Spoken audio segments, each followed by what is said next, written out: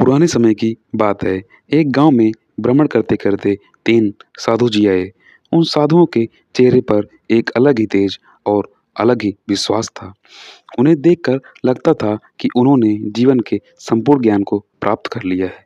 उनके चेहरे पर एक अद्भुत शांति और संतोष झलक रहा था। गांव के लोगों ने जब साधुओं के स्वभाव, उनके रहन सहन देखा तो वह बहुत ही अधिक प्रभावित हुए। साधु आपस में हमेशा खुश और शांत दिखाई देते थे। उनके इस जीवन को देखकर गांव वाले सोच रहे थे कि उनकी इस खुशी और संतोष का आखिर रहस्य क्या है। उनके मन में यह जानने की बहुत ही अधिक लालसा हुई। फिर एक दिन गांव के ही कुछ बुजुर्गों ने यह निर्णय किया, उन साधुओं को कृपया बुलाया जाए।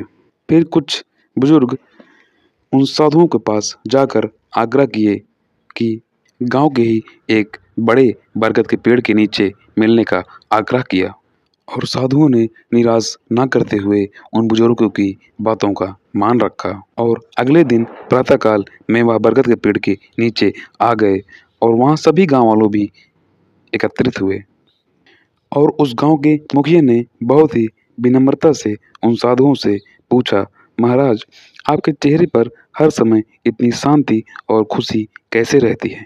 कृपया करके हमें भी संतोष और आनंद का रहस्य बताइए।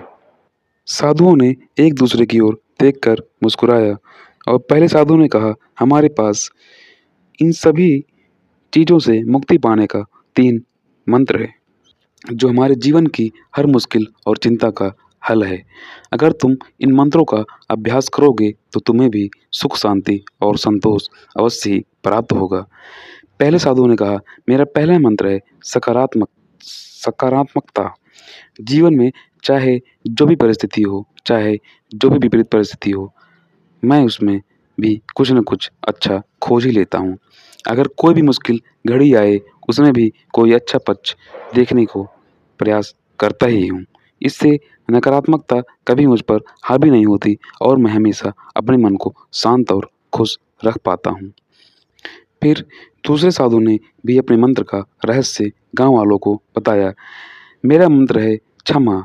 अगर कोई मुझसे कुछ बुरा कहता है या बुरा व्यवहार करता है तो मैं उसे माफ़ कर देता हूँ। मैं उसकी गलतियों को अपने मन में जगह बिल्कुल भी नहीं देता। मैं उन बुरे विचारों का अपने भीतर नहीं पालता और उन्हें जाने देता हूँ। इससे मेरा मन हमेशा हल्का और शांति से भरा रहता है। फिर तीसरे साधु की बारी आती है। तीसरा साधु बोलता है, मेरा मंत्र है संतोष। मेरे पास जो कुछ भी है उसमें मैं पूरी तरह संतुष्ट रहता हूँ। ना तो मैं किसी चीज़ का लोभ करता हूँ और ना ही किसी चीज़ का भय रखता हूँ।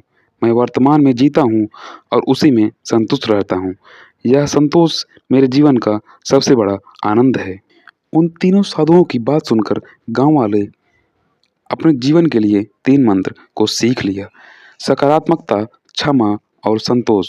साधुओं के उपदेश को अपने जीवन में अपनाने का संकल्प लिया। धीरे धीरे इन मंत्रों को अपनाने से गांव में हर किसी के जीवन में परिवर्तन आने लगा। लोग पहले से ज़्यादा खुश और शांत और संतुष्ट हो गए। अब गांव में ना तो ईर्ष्या थी, ना ही द्वेष और ना ही असंतोष। सभी लोग एक दूसरे के साथ प्रेम और स्नेह से रहने लगे। इस प्रकार तीनों साधुओं ने अपने 3 मंत्रों के माध्यम से गांव वालों की सच्ची शांति, खुशी और संतोष का मार्ग दिखाया। इस कहानी से हमें यह सीख मिलती है कि जीवन में सकारात्मकता, क्षमा, संतोष से बड़ा कोई भी धन नहीं होता है। संतोष को अपनाने से न केवल खुद का बल्कि दूसरों का जीवन भी सुखद बनाया जा सकता है। अगर यह कहानी आपको अच्छी